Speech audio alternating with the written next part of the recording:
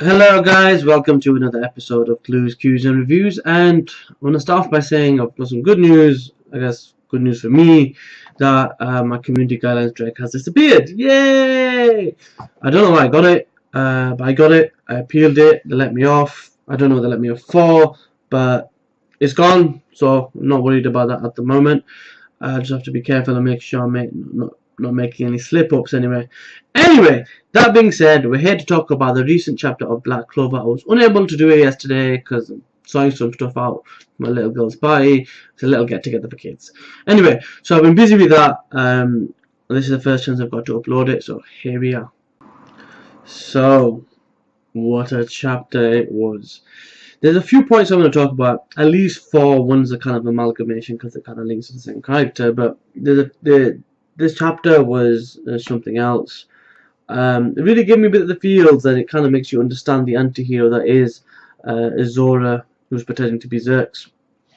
Just in case I wasn't clear last chapter review, Xerx is the official translation based on a volume release.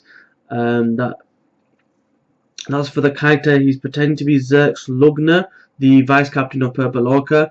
The character's name is Zora, just in case I wasn't clear last time. Anyway, so there's a few things that I want to touch on, and I like the way they've done this because it ultimately shows you power, skill, ability, and how they match up, and different lengths people have to go to match them up. So let's start with the first point. The first point for me was Mimosa saying to Asta, look, my magic can't keep up, your body can't keep up, the crystal's going to go very soon. And that ultimately shows you what a higher ranked or upper ranked magician like first class can do. As a vice captain, it also shows you that there is a definite skill, power, and overall kind of variety, or in terms of the plethora of skills, difference between Asta and Langris, Fangril's brother. So he's obviously, getting overwhelmed at this because Mimosa's helping him, that he's able to stick in there. That was the important point to bear in mind. There is a difference of skill and power there.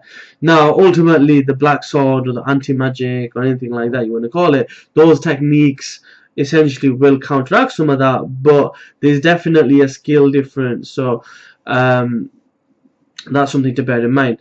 Now, the next point, I guess point two would be, which I really like about this story, is they're very specific on limitations.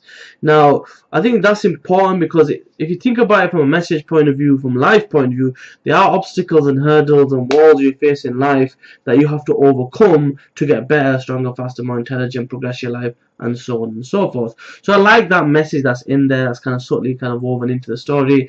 But we get some information about Asta's ability, the anti-magic form, the dark form, that he uses, and he absorbs some of that anti-magic into his body, has a limitation. There's intervals, and he can only do it twice a day. Now, the fact that it's very specific, and he does mention that he wanted to save it for that in itself is something, because it shows you how much of a threat Langris is. But the fact that we're told that basically he has a limitation is ultimately something he can focus on to get better at that. So his physical body is essentially the limitation here. So the stronger his body gets, the stronger the vessel gets, the more he's able to do it. So as you can imagine, easily, if he gets stronger, faster, he starts training more, he'll be able to do it 3 times, 4 times. Kind of like a Super Saiyan transformation. If you think back to Dragon Ball, I know it's like where, the apples and oranges, but in Dragon Ball, when you had a Super Saiyan transformation, there was a tax and toll on the body, and then Goku and Gohan went into the hyperbolic time chamber, and basically they were able to train to a point where it became normal. So that gives you an idea, if you can use it that kind of same context, but into this story, that there could be a point that between now and end the series that ultimately Asta develops a way to be able to be in that form all the time with no tax on his body. Another way you can look at it is this. If you think of Bleach, yes, Bleach, Tito Kobu's greatest creation and unfortunate flop towards the end of his story. Basically, there's a character in there, called Kuchikabakia, and he's got this thing with the swords. Is one of his techniques, his bankai. Could you imagine him having all these anti-magic and demon dweller and elf killer and some other swords that can just pick out of air and fight with? That'd be cool. I'm just thinking these are things that could possibly happen. Anyway, it shows you there's room for improvement. Now, we also know that one of the things he has to do is hold a pose to absorb the sword. That's another weakness I'm sure he's going to overcome at some point, because I'd imagine in certain situations he's not going to be able to do that, and he'll have to kind of do it on the fly. Anyway, as I said, room for improvement. Now, number 3, Zerx or Zora helping out and the flashback. So he does help out. He gets asked for help. He goes, "Who the hell do you think you are asking me for favors?" Or in another translation, "Who the hell are you talking to?" Anyway, whichever way you translate it, he does help. But we get this flashback, and it's like I always wanted to know. I'm sure we as audience, as people watching this video, probably want to know more about this guy's flashback, this guy's story, and what's the situation. Why does he hate the knight so much? And we find out. First, all I want to say is, why is Violet Orca always in the midst of all this bad stuff? If you go to the wiki now, right? The captain's getting done for something or another because he's been being bad and corrupt.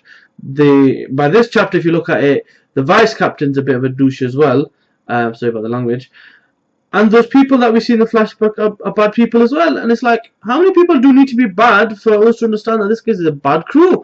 And then you've got people like for those that can't think back, you know, when you had the infiltration arc where they got invaded, and there was that character that used to be a member of the Order. He was supposed to be from Violet Orca as well, Hades or Radis, I think his name was. But all these characters, even Levity, the guy that's in the first episode or first chapter of the story, he was also supposed to be from Violet Orca as well. So all these D-bags are basically from this order. It's like, what's going on here?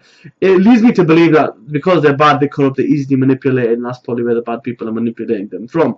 That being said, wow, what a revelation. So we find out when Zora was a young lad, his father was a knight. So in the earlier flashbacks, when you could see someone calling his name, it was his papa, and his papa was a magic knight. He failed many times. He was a commoner, but he became a magic knight. He was happy, he was proud, he wanted to help people. And ultimately, he died doing that. But it was his own people, his own squad that killed him, people from the Violet Orca. And it's like, now you know why he went after them. Now you know why he went after the vice captain.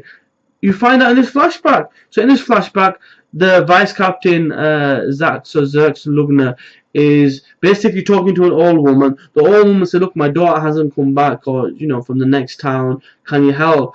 And he's like, "Oh, well, since you're old anyway, let me help you die." It's like, how does that compute? You must be a bad person if you want to kill an old woman. I mean, dude, she's got long to live, probably, unless she's immortal or she's a witch. But still, you don't say, "Oh yeah, let me help you on your way, because I'm super powerful." So him stepping in and kicking his ass, although we didn't see that at the beginning, shows how much he doesn't like them and how much he needed his ass kicked.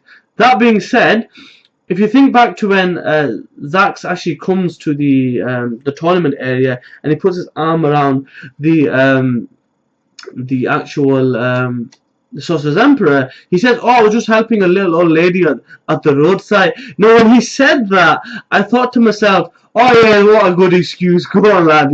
You think you're funny." But then he actually was doing that, so he wasn't lying. So that was actually kind of cool. And then we find out that basically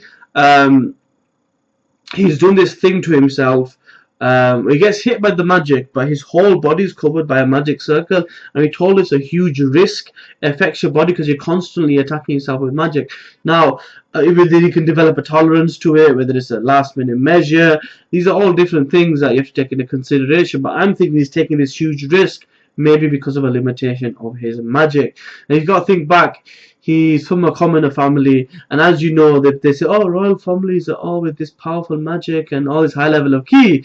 I'm imagining there's a possibility that he might follow that kind of trope or that design, where he's not as powerful in the magic capacity area, but he uses extreme measures and really detailed and very paranoid ways of dealing with it, as in like doing his research and all this kind of thing, to really trick and defeat enemies. So he's found a way to use his magic in his own way to defeat enemies, and I think that's what showed. But I really like the line that he used at the end, regardless of the translation. It just sounded cool. And he goes, "Who are you?" He goes, "Oh, I'm just nothing but a commoner. I'm nothing but an incarnation of rage." And then he lets loose. So that literally was like, wow, brilliant. I can't believe he's done that. Let's see if he can do damage. Because essentially, Langris, or whatever his name is essentially a person that's exactly like the knights that he despises, the ones that he doesn't consider true knights. Like Finn only probably considered a true knight in comparison, but he doesn't consider that guy one, and that's why he's going in. That being said, it was a brilliant ending. Now, things to bear in mind with this though, the way that Asta was holding his position was to go into Dark Knight mode, or anti-magic mode, or Black Sword mode, or Black mode, or whatever it's called.